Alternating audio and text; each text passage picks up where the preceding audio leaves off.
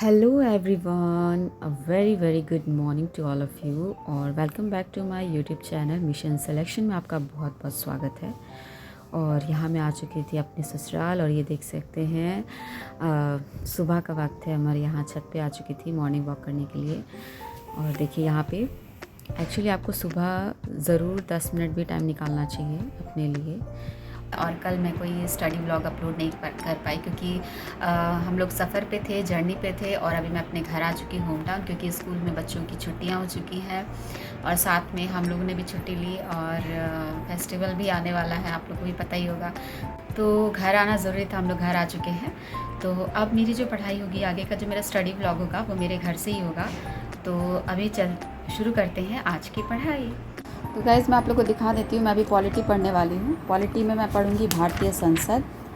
देख सकते हैं आप, भारतीय संसद है, ज़्यादा बड़ा टॉपिक नहीं है। उसके बाद है राष्ट्रपति, फिर राष्ट्रपति पढ़ूँगी। राष्ट्रपति जो है थोड़ा लंबा टॉपिक है, आप देख सकते हैं, क्योंकि इससे रिलेटेड जितने भी अनुच्छेद है उसको भी हम लोगों को पढ़ना पड़ेगा। देख सकते हैं इसमें कुल 148 क्वेश्चन है और बहुत सारे क्वेश्चन राष्ट्रपति टॉपिक से भी पूछा जाता है, जो आप देख सकते हैं आईएएस वगैरह, यूपीपीएससी एग्ज़ाम्स वगैरह में पूछा गया है, बीपीएससी वगैरह में भी पूछा गया है कुछ क्वेश्चन इसके। आप देख सकते हैं, ये देखिए बीपीएससी में भी पूछे गए क्वेश्चन हैं। तो बहुत इंपॉर्टेंट टॉपिक है हमारा राष्ट्रपति और फिर संसद, अभी हम दोनों पढ़ेंगे, ठीक है। तो चलिए पढ़ते हैं। गाइस यहाँ स्टडी टेबल वगैरह का कोई इंतज़ाम नहीं है, रूम में पढ़ रही हूँ और रूम में भी पढ़ रही हूँ, बेड पे पढ़ रही हूँ, प्लस तकिए पे बुक रख के पढ़ रही हूँ फ़िलहाल। तो जैसा है, जैसी सिचुएशन है वैसे में एडजस्ट करके हम लोगों को पढ़ना चाहिए, है कि नहीं। तो चलिए करते हैं पढ़ाई, ओके। तो अभी शुरू करते हैं संसद टॉपिक, फिर मिलती हूँ आपसे थोड़ी देर में।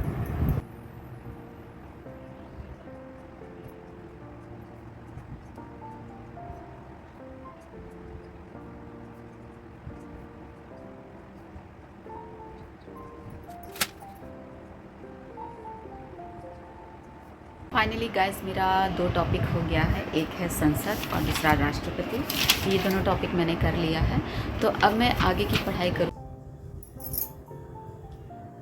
समटाइम्स हम ये फील करते हैं कि अगर कोई टॉप कर गया या फिर कोई एग्ज़ाम क्वालिफाई कर गया तो हमें ऐसा लगता है कि वाह, वो बंदा बहुत इंटेलिजेंट रहा होगा, उसकी किस्मत अच्छी होगी, मतलब कि वो उसका लक बहुत अच्छा होगा। नहीं, ऐसा कुछ नहीं है।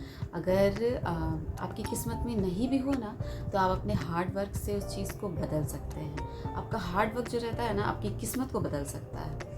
तो हमेशा बिलीव कीजिए अपने हार्ड वर्क पे और हार्ड वर्क करते रहिए, मेहनत करते रहिए। याद रखिए आपकी मेहनत कभी भी वेस्ट नहीं जाएगी।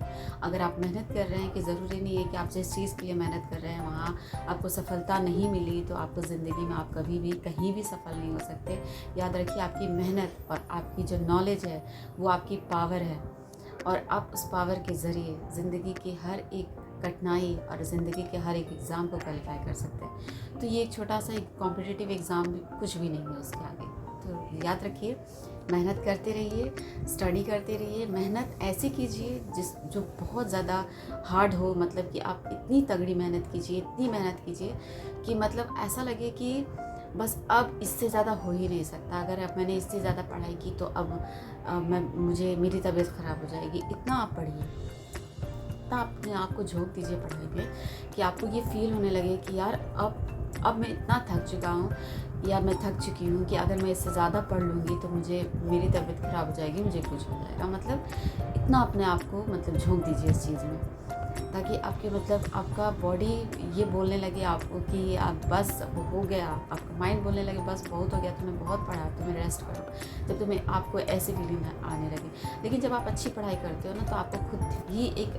सेटिस्फैक्शन की फीलिंग आती है कि यस, आज मैंने कुछ पढ़ा है, मुझे कुछ नॉलेज हुई है। और जब आप अच्छे से पढ़ाई नहीं करते हो, आपका माइंड, आपका दिल आपको ये बता देता है कि नहीं, आज तुमने सही नहीं पढ़ा। आप दुनिया को क्या दिखाओगे, आपको खुद पता चल जाता है, ठीक है। तो आपका माइंड हमेशा आपको गाइड करता है, आप उसकी सुनो, आपको सही गलत ज़रूर बताएगा। हाँ, थोड़ी देर के लिए मन भटकता है, हर किसी के साथ होता है, और एक्चुअली मेरे साथ भी होता है कि हम मोबाइल पे हमारा ध्यान चला जाता है, हम रील्स वगैरह देखने लगते हैं, या फिर घर में अन्य दूसरे कामों में बिज़ी हो जाते हैं, फैमिली में बिज़ी हो जाते हैं, घूमने फिरने निकल जाते हैं। तो ये सारी चीज़ें हैं हम लोगों के पढ़ाई की में खलल डालने के लिए, जो डिस्टर्ब करती है हमारी पढ़ाई को। लेकिन ठीक है, ये सारी चीज़ें चलती है, लेकिन हाँ, अपने माइंड को एकदम फोकस कीजिए और खूब मेहनत कीजिए और खूब मेहनत से पढ़िए, और वो मेहनत ज़रूर आपको एक दिन सफल बनाएगी। और वो एक दिन आप चाहे तो आप 6 महीने में ला सकते हैं, चाहे वो आप साल भर में ला सकते हैं। ये आप पर डिपेंड करता है कि आपको इतनी मेहनत करनी है, आप कब सफल होना चाहते हो, कि आप 6 महीने में सफल होना चाहते हो या आप साल भर में। तो आप अपने आप को झोंक दीजिए उस टाइम पीरियड को चूज़ करके कि हाँ, मुझे इतने महीने में सफल हो जाना है, इतने दिनों में मुझे सफल होना है। तो बस मेहनत करिए और लग जाइए जी जान से अपनी पढ़ाई। गाइस, अभी मैं पढ़ने वाली हूँ केमिस्ट्री टॉपिक पढ़ेंगे, और आपको बताती हूँ कि केमिस्ट्री में मुझे कौन सा टॉपिक पढ़ना है। गाइस, मेरा अभी एसिड बेस एंड सॉल्ट ही चल रहा है, आपको दिखाती हूँ। यहाँ से कुछ क्वेश्चंस मैंने कर लिए थे जैसे, और कुछ एसिड्स और कुछ बेस जिनके फार्मूलाज के बारे में बताया गया है, उनका क्या फार्मूला होता है, उनको क्या कहते हैं। जैसे कि आप देख सकते हैं, ब्लू विट्रियोल है, CuSO4 5H2O, ग्लोबल सॉल्ट है, Na2SO4 10H2O, जिप्सम है। तो इन सारी चीज़ों को मैंने पिछले अपनी स्टडी ब्लॉग में मैंने दिखाया था आपको, मैंने पढ़ा था। तो अब हम आगे बढ़ेंगे। यहाँ से जो है ये सब मैंने पढ़ा था, बट यहाँ से ही मैं वापस से शुरू करूँगी, क्योंकि ताकि मुझे इन सारे फार्मूलाज वगैरह अच्छे से याद हो जाए।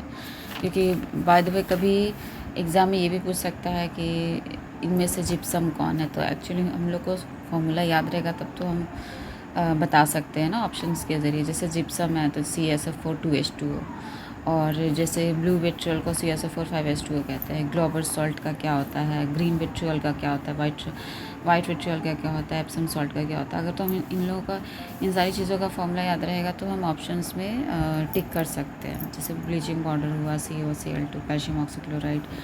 तो इस तरह से इन सारी चीज़ों को मुझे वापस से यहाँ से शुरू करना है, और इसको पढ़ूँगी। और इसके जितने भी ऑब्जेक्टिव क्वेश्चंस आप देख सकते हैं, मैम ने ऑब्जेक्टिव क्वेश्चंस भी करवाया था। तो उन सारे क्वेश्चंस को अभी मैं करने वाली हूँ इस वीडियो में और अपने स्टडी ब्लॉग में। बफर क्या होता है, ब्राइन क्या होता है। ब्राइन जो होता है सोडियम क्लोराइड को जब हम वाटर में मिक्स करते हैं तो वो सॉल्यूशन हमारा ब्राइन कहलाता है। फिनाफ्थेलिन एसिडिक सॉल्यूशन में क्या करता है और बेसिक सॉल्यूशन में क्या करता है, कलर चेंज करता है कि नहीं। तो ये सारी चीज़ें अभी मैं पढ़ने वाली हूँ, और इसके जितने भी ऑब्जेक्टिव क्वेश्चन है एसिड बेस एंड सॉल्ट्स के, ये सब मैं करूँगी। चलिए करते हैं अपनी पढ़ाई।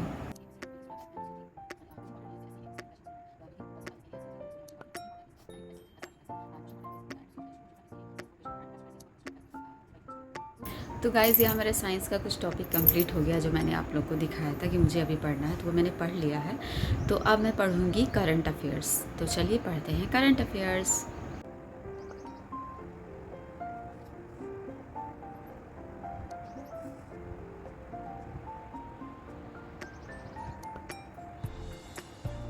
गाइस, तो मेरा करंट अफेयर्स अभी हो गया है, और अब मुझे पढ़ना है ज्योग्राफी। तो क्योंकि मैं नोट्स वगैरह तो लेके आ नहीं पाई घर पे, तो मैं अभी सोच रही हूँ कि मैं लूसेंट से ही ज्योग्राफी करूँ, और वो भी इंडियन ज्योग्राफी। तो मैं भी करने वाली हूँ इंडियन ज्योग्राफी लूसेंट से। आप लोग को मैं दिखाती हूँ। देखिए, लूसेंट्स की ऑब्जेक्टिव बुक है। यहाँ दिया हुआ है भारत की स्थिति एवं विस्तार। तो यहाँ से भारत का टॉपिक शुरू है, भारत भूगोल का। यहाँ विश्व था यहाँ तक, और यहाँ से शुरू है भारत भूगोल, इंडियन ज्योग्राफी। तो इसको अभी मैं करूँगी, इस टॉपिक को करूँगी, भारत की स्थिति एवं विस्तार। उसके बाद मैं आगे ये वाला टॉपिक भी करूँगी, भारत के पर्वत। तो इन दो टॉपिक्स को चलिए अभी करते हैं।